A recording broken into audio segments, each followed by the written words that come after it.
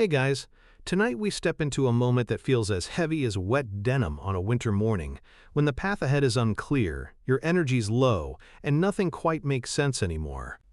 You're standing in the middle of your life, metaphorically barefoot, toes sinking into gravel, unsure whether to go left, right, or just sit down and wait for a sign that probably isn't coming.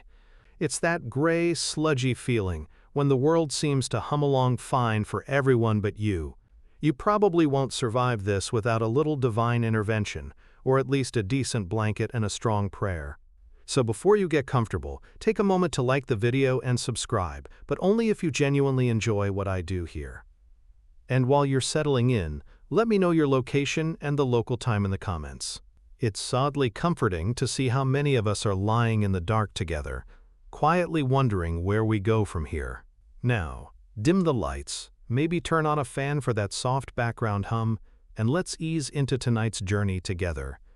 You're standing at a literal intersection. The lights keep blinking red in all directions, your phone's dead, the street signs have no names, and there's this faint, humid breeze brushing the back of your neck, like something's watching or waiting. You can't even remember how you got here exactly. That's how it starts.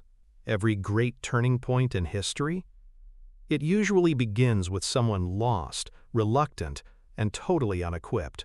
Think of Moses, just a guy in sandals babysitting sheep before a burning bush ruined his entire weekend.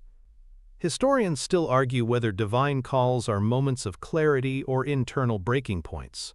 But you're here, heart cracked open, just enough for something new to slip in. The thing about asking for direction is, you rarely like the answer. You whisper, "Give me a sign," and expect something cute. A rainbow, maybe. A wise stranger with kind eyes and surprisingly good Wi-Fi. But no, what you get is silence. Or worse, a detour that feels like punishment. That's the cosmic joke, isn't it? You pray for purpose, and the universe sends you a 6-month detour through heartbreak, traffic, and surprise dental surgery. You trudge along anyway, because the alternative is just stopping. Somewhere deep inside, you know you're not meant to settle. Even if right now, the couch and a bowl of cereal for dinner seem like a noble life plan. Back in 1863, Abraham Lincoln declared Thanksgiving a national holiday in the middle of the Civil War. Talk about awkward timing. Gratitude in chaos? That's the energy we're working with tonight. Historians still argue whether he was appealing to faith or just trying to hold the nation together with turkey and sentiment. So here you are, wondering if you should turn around or keep walking through this emotional molasses. There's a strange beauty in this in-between. A hush, a holy pause, like the world is holding its breath to see what you'll do next. You pass a crooked mailbox with your name on it, even though you've never lived here. A whisper brushes your shoulder, maybe a breeze, maybe something more. It says, "Keep going." You don't know why, but your feet agree before your brain catches up. You're not lost. You're just early to your next chapter. You step into a clearing that wasn't there a moment ago, like someone backstage just raised the curtain on this next scene. The grass underfoot glows slightly, dewy and soft, like a freshly ironed memory. It smells faintly of lavender and pine, as if the earth itself wants to relax you. Even here, you catch yourself worrying, what if I mess this up too? There's an old bench off to the side, curved like a crescent moon. You sit and wait. And somehow, waiting feels holy. That's a rare feeling, isn't it? Usually, waiting just feels like the DMV with mood lighting. Somewhere in ancient Babylon, scribes chiseled star charts into clay tablets, marking Venus's rise and Mars's stubborn retrogrades. They believed the heavens held their destinies. You, meanwhile, are just trying to interpret that last text your friend sent with no punctuation. Historians still argue whether those ancient astronomers were scientists, priests, or just really committed stargazers with too much time on their hands. A bird lands near your feet. Not quite a dove, not quite a pigeon. It tilts its head like it knows something. You wonder if it's a sign. Maybe. Or maybe it's just hungry. Either way, It looks at you the way people look at someone who just remembered their own name. And for a moment you do. The path isn't a straight line. Sometimes it's a loop. Sometimes a spiral. And sometimes, like now, it's just a quiet space to rest before the next leg of the journey. You're not lazy. You're gathering. You start walking again, this time without urgency. The ground hums under your steps like it's tuned to your frequency. Trees lean in, not ominously, just curious, like they want to hear what you'll say next. You whisper nothing, and they seem satisfied. Strange how silence can be a full sentence sometimes. Overhead, clouds drift like ancient caravans, heavy with stories. One of them resembles a ship, its sails billowing with questions you haven't dared ask. Beneath it, the sky is bruised with that end-of-day gold, the kind that makes everything feel a little more cinematic than your life probably is. Still, you're here, which counts for something. You remember reading about the oracle at Delphi, how people would travel for days to ask a single question and receive a riddle in return. Imagine walking that far just to be told, "Know thyself." Historians still argue whether those responses were cryptic wisdom or just vague enough to cover all bets. Either way, it worked. People left feeling seen, and sometimes that's all we need. A squirrel darts across your path, pauses and stares. You lock eyes. It's ridiculous how intense that moment is. You almost bow, but catch yourself. This isn't a Disney movie. Though, honestly, if woodland creatures start helping you do taxes, you'll take it. And just like that, you stumble upon a sign, hand-carved, crooked, and honest. It reads, "Right way? Maybe." You laugh, out loud, for the first time in days. That might be the real sign. Keep going, even if you're not sure what you're going toward. Forward is enough tonight. You follow the sign's crooked wisdom down a narrow trail that snakes between mossy stones and half-forgotten memories. The air smells like pine needles, old rain, and maybe, just maybe, a second chance. It's funny how direction doesn't always come with clarity. Sometimes it arrives as a gut feeling, or the quiet nudge of a breeze that seems to say, "Here, try here." A distant bell chimes, no clear source, just a single note that hovers. You pause, listening. Was that real, or just your mind's way of giving this walk a soundtrack? Historians still argue whether medieval monks really used bells to signal prayer across mountain valleys, or whether that's a later embellishment.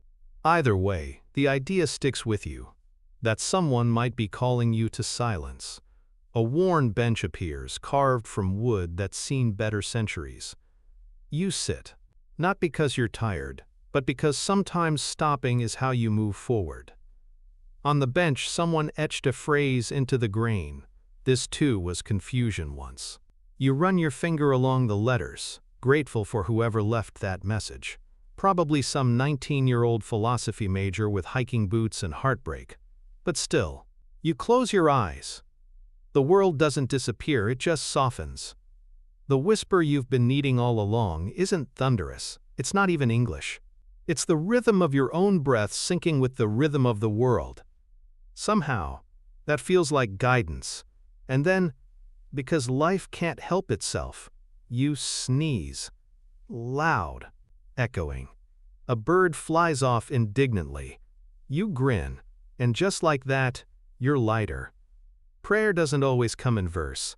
Sometimes, it's just sitting still enough to hear your own ridiculous, lovely humanness. You get back up, brushing pine needles from your jeans like they're confetti from some ancient woodland party. The trail dips a little now, sloping into what feels like a hollow carved out by stories.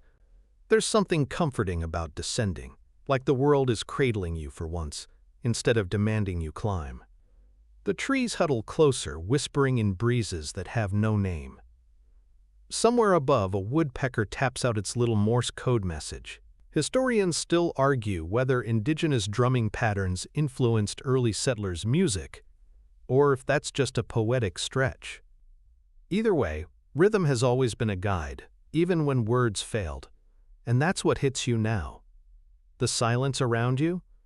It's not empty, It's rhythmic, living. You match your steps to it, falling into cadence like a prayer wrapped in motion.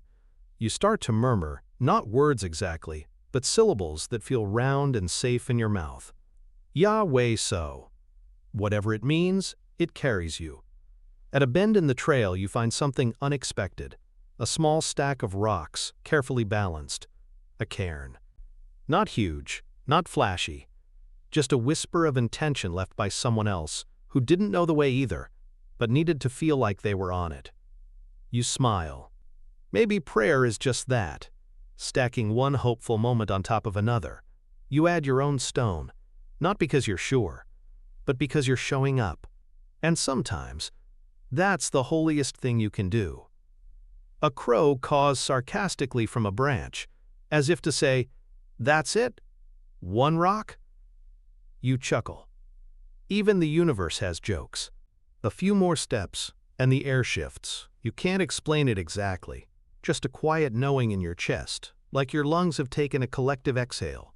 There's water nearby. You hear it before you see it, trickling, unbothered, slipping through moss and stone like it has nowhere urgent to be. You follow the sound until it becomes a gentle stream, looping lazily through the underbrush. You crouch beside it, the damp earth cool beneath your fingertips. There's something about watching water move. It reminds you that direction doesn't always mean force. Sometimes it means surrender. Ancient Roman aqueducts come to mind, their clever engineering still a marvel. Historians still argue whether they were primarily feats of necessity or of pride. But either way, they channeled water with grace. Kind of like this little stream, really. Quietly powerful. As your eyes adjust, you notice minnows darting in the shallows. Quick as thoughts you try to catch but never quite pin down. You dip your hand in, cold but not cruel, and let it sit there, feeling the current tug gently at your fingers. It's like the world is telling you, move forward, but don't rush. Then a leaf floats by, perfectly intact, no hurry at all, just along for the ride. You watch it drift and wonder if that's the kind of prayer that gets answered. Not shouted demands, but soft invitations. "Here I am," you whisper to no one in particular. "Guide me where I'm supposed to float next." A twig cracks behind you, maybe a deer, or maybe the universe applauding your little moment of insight. Either way, you grin. You rise slowly, not wanting to break the spell the stream cast, but the path is still calling. It curves ahead into a thicket of ferns, tall and prehistoric, like the kind dinosaurs probably snacked on. In fact, some researchers believe ferns date back over 350 million years. Historians still argue whether they were among the very first vascular plants, or just particularly stubborn survivors of mass extinction. Either way, they've seen some things. You brush past them and your shoulders graze soft fronds. It feels like walking through a green curtain into another world, one untouched by traffic, texts, or to-do lists. You remember the prayer not as a chant, but as a whisper from earlier. "Show me the way." This part of the path narrows, but your steps stay sure. Not confident exactly, but present. There's a difference. Confidence can be loud and wrong. Presence, on the other hand, is quiet and observant. Like the monks of Mount Athos, who've lived in disciplined silence for centuries, seeking divine connection not with words, but with watchfulness. They believe that sometimes stillness is the most honest prayer. You stop beside a crooked tree whose trunk spirals like it couldn't make up its mind. It looks ridiculous, beautiful, and you relate. How many times have your plans curled sideways before turning into something that actually made sense? Probably more than you've admitted. Just above the tree, a sliver of sky peeks through the branches, twilight blue and patient. You take a breath and close your eyes. The path doesn't have to be straight. It just has to be yours. You rise slowly, not wanting to break the spell the stream cast, but the path is still calling. It curves ahead into a thicket of ferns, tall and prehistoric, like the kind dinosaurs probably snacked on. In fact, some researchers believe ferns date back over 350 million years. Historians still argue whether they were among the very first vascular plants or just particularly stubborn survivors of mass extinction. Either way, they've seen some things. You brush past them, and your shoulders graze soft fronds.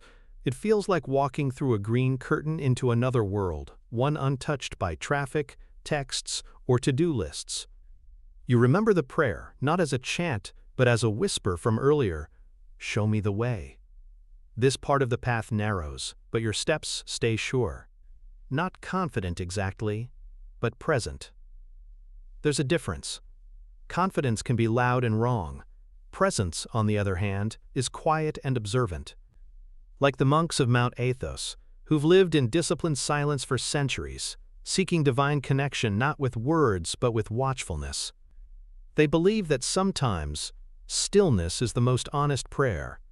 You stop beside a crooked tree whose trunk spirals like it couldn't make up its mind. It looks ridiculous, beautiful, and you relate. How many times have your plans curled sideways before turning into something that actually made sense? Probably more than you've admitted. The air shifts.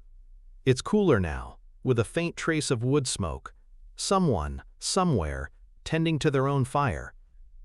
You imagine an old forest hermit boiling tea in a tin kettle, and you almost want to go find them, just to ask what they've learned in all that silence. Instead, you keep walking, and your feet crunch softly over fallen leaves. One curls like parchment, brittle and delicate. You pick it up, turn it over in your hand. Every wrinkle in the leaf feels like a line in an ancient manuscript. Maybe even a lost prayer written by someone who had no idea how history would remember them. There's an old belief in Celtic tradition that trees carry memories, not just of seasons but of souls, that if you press your palm against the bark, you might hear something older than language. Historians still argue whether this was ritual, superstition, or a poetic way to process grief. But either way, it sounds nice, doesn't it? That you could lean into a tree and feel less alone. So you try it. You stop at a sturdy oak, rest your hand on its rough side. Nothing speaks, of course, unless you count the breeze. But even silence says something when you're really listening. Maybe that's the prayer. Not demanding direction, but accepting that it might come in pieces. In pauses. In a breath you didn't expect to take. Back on the path, the stars begin to peek through the canopy, slow and certain. You keep moving, not because you know where you're going, but because you trust now that something out there does. You begin to feel it now, don't you? That warmth of certainty that drifts through you like sunlight on a cloudy afternoon. A quiet acceptance that the world doesn't always need to be rushed. Life's pace, just like this walk, has its own rhythm. Some moments are meant to be still. Others, moments like these, urge you onward, into the unknown with no maps and no guarantees. Imagine a ship, lost in the fog, its captain squinting through the mist. How many decisions are made in these moments of uncertain direction? Every turn feels like an act of faith, even when the fog has swallowed the horizon whole. Historians still argue whether the great explorers had more courage or more delusion in their hearts. Either way, they sailed on. And that's the thing. Even when you don't see the next step, even when there's no clear destination, you trust the journey. The wind on your face, the crunch of leaves underfoot, the steady rhythm of your breathing. All these small things carry you forward when nothing else can.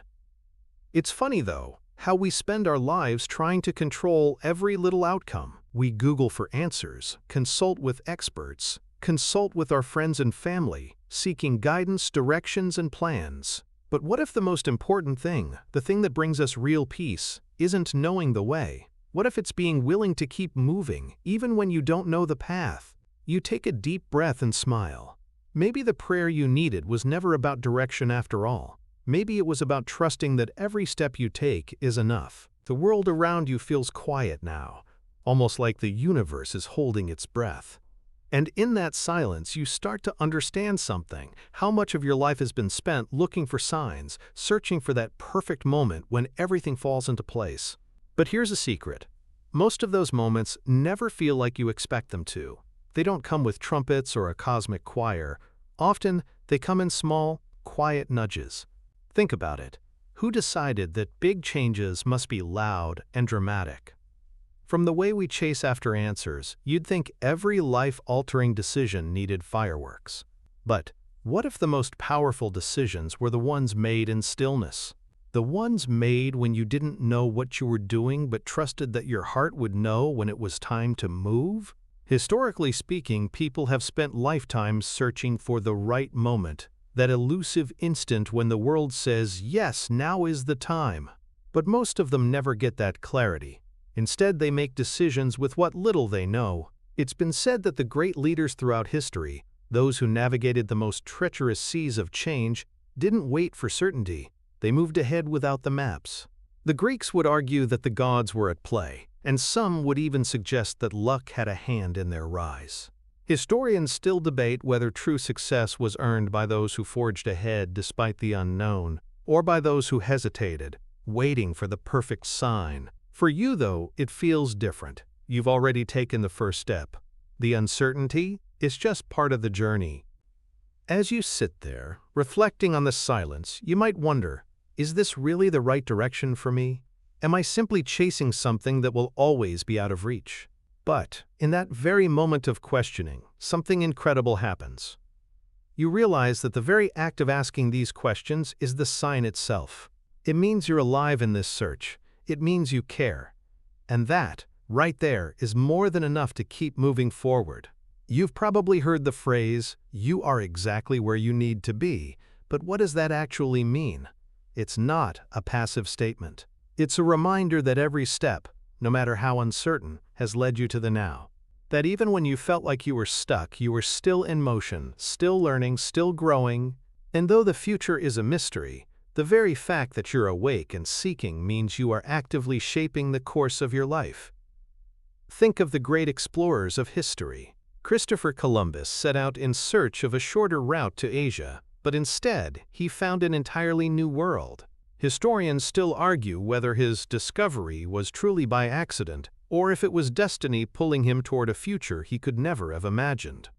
There's something poetic in that, don't you think? Sometimes, even our mistakes lead us to exactly where we need to be. As you continue this journey, you start to recognize that it's not the end result that matters most, but the evolution of your path. The little shifts, the quiet moments of introspection, and the realization that you're becoming who you were meant to be all along. The key to new directions often lies in letting go. Sometimes, it's the hardest thing you'll ever have to do. Letting go of your expectations, your rigid timeline, or even your comfort zone. In many ways, it's like planting a seed and having no clue how long it will take to sprout. But here's the catch. When you finally release control, that's when the magic happens. You stop pushing against the current and start floating with it. Take a moment to reflect on those times you felt trapped by an overwhelming choice. Maybe you've tried to force things to happen because you felt like you had to, because you thought it was the only way to move forward. But what if you could just relax into the journey, knowing that the next step would come when the time was right? That, my friend, is freedom. Even the wisest thinkers, from Socrates to modern-day self-help gurus, have debated whether we can truly control the direction of our lives. Some argue that destiny is just a made-up concept, while others believe that there's a higher force guiding us.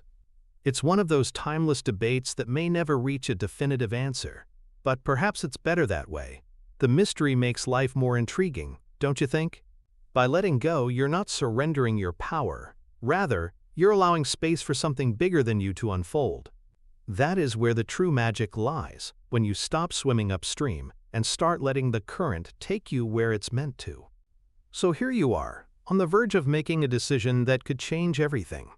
Maybe you've been sitting on the edge of this moment for weeks, or maybe it's been years in the making. Either way, you're starting to see a glimmer of clarity.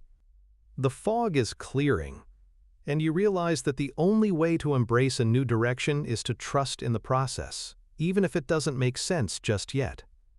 And here's the tricky part: stepping into the unknown. It's one thing to acknowledge that you need a new direction, but it's a whole different beast to actually take that first step toward it. It's like standing on the edge of a cliff, looking down at the vast unknown below, and hearing a voice inside saying, "Jump." That feeling? It's terrifying, exhilarating, and oh so human. Historians still argue whether fear is an innate survival instinct or a learned response. But one thing's for sure. It's a force that can either paralyze you or propel you forward. You've probably faced moments in life where fear held you back, only for you to realize later that the most beautiful moments of your life came after you let go of that fear. Stepping into the unknown can be a leap of faith, but when you finally land, you might find that what you were so afraid of was nothing more than a door waiting to be opened. Now you've made the decision. You've taken that step. You're in the unknown, standing taller than you were before, and something inside you feels different. There's a sense of peace that comes with the release of control, letting go of the anxiety that gripped you for so long. You're no longer chained to the past, no longer trying to force the pieces of your life into a puzzle. They just don't fit. The world around you might still feel chaotic, like a whirlwind of change, but in your heart, you know you've made the right choice. The clarity you've been searching for is finally here, like the quiet after a storm. You see yourself in a new light now, one that's softer, more accepting. The prayer you once whispered, with desperation, now resonates as a declaration of trust, an understanding that the universe has a way of guiding you, even when you don't understand it all.